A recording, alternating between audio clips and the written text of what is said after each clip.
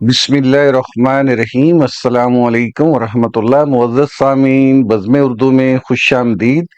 पेश खिदमत है अल्लामा इकबाल का एक खत जिससे उनके रूहानी मकाम व मर्तबे का अंदाज़ा किया जा सकता है। ये खत अल्लामा इकबाल ने अपने वालिद मोहतरम शेख नूर मोहम्मद को लाहौर से 23 अप्रैल 1920 को लिखा था। लिखते हैं कि किबला व काबा, अस्सलामु अलैकुम वरहमतुल्लाहि वबरकातुहू। तकरीबन 4 माह का अरसा हुआ कि मुझे एक गुमनाम खत आया जिसका मजमून ये था कि नबी करीम सल्लल्लाहु अलैहि वसल्लम के दरबार में तुम्हारी एक खास जगह है जिसका तुमको कुछ इल्म नहीं। अगर तुम फलां वजीफा पढ़ा करो तो तुमको भी उसका इल्म हो जाएगा। वो वजीफा खत में दर्ज था। मैंने इस ख्याल से कि वो गुमनाम खत था उसकी तरफ कुछ तवज्जो न की। अब वो खत मेरे पास नहीं है, मालूम नहीं रद्दी में मिल मिला कर कहाँ चला गया। परसों का जिक्र है कि कश्मीर से एक पीरजादा मुझे मिलने के लिए आया। उसकी उम्र करीब 30-35 साल की होगी। शक्ल से शराफत के आसार मालूम होते थे। गुफ्तगू से होशियार, समझदार और पढ़ा लिखा आदमी मालूम होता था, मगर पेशतर इसके कि वो मुझसे कोई गुफ्तगू करे। मुझको देखकर बेख्तियार ज़ारो कतार रोने लगा। मैंने समझा कि शायद मुसीबत ज़दा है और मुझसे कोई मदद मांगता है। इस तफसारे हाल किया तो कहने लगा कि किसी मदद की जरूरत नहीं, मुझ पर खुदा का बड़ा फजल है। मेरे बुजुर्गों ने खुदा की मुलाजमत की, अब मैं उनकी पेंशन खा रहा हूँ। रोने की वजह खुशी है न गम।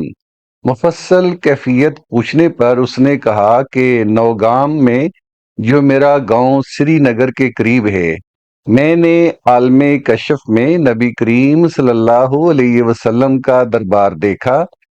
सफ नमाज के लिए खड़ी हुई तो हुजूर सरवरे कायनात सल्लल्लाहु अलैहि वसल्लम ने पूछा कि मोहम्मद इकबाल आया है या नहीं। मालूम हुआ कि महफिल में नहीं था। इस पर एक बुजुर्ग को इकबाल के बुलाने के वास्ते भेजा गया। थोड़ी देर के बाद मैंने देखा कि एक जवान आदमी जिसकी दाढ़ी मुंडी हुई थी और रंग गोरा था, माँ उन बुजुर्ग के सफ़े नमाज में दाखिल होकर सरवरे कायनात सल्लल्लाहु अलैहि वसल्लम के दाएं जानब खड़ा हो गया। पीरजादा साहब कहते हैं कि इससे पहले मैंने आपकी शक्ल नहीं देखी थी, ना नाम मालूम था। कश्मीर में एक बुजुर्ग मौलवी नजमुद्दीन साहिब हैं, जिनके पास जाकर मैंने ये सारा किस्सा बयान किया तो उन्होंने आपकी बहुत तारीफ की। वो आपको आपकी तहरीरों के जरिए जानते हैं, गो उन्होंने आपको कभी देखा नहीं। उस दिन से मैंने इरादा किया कि लाहौर जाकर आपसे मिलूंगा। सो महज आपकी मुलाकात की खातिर मैंने कश्मीर से सफर किया है, और आपको देखकर मुझे बेख्तियार रोना इस वास्ते आया कि मुझ पर मेरे कशफ की तस्दीक हो गई, क्योंकि जो शक्ल आपकी मैंने हालते कशफ में देखी उससे सरे मुंह फर्क न था।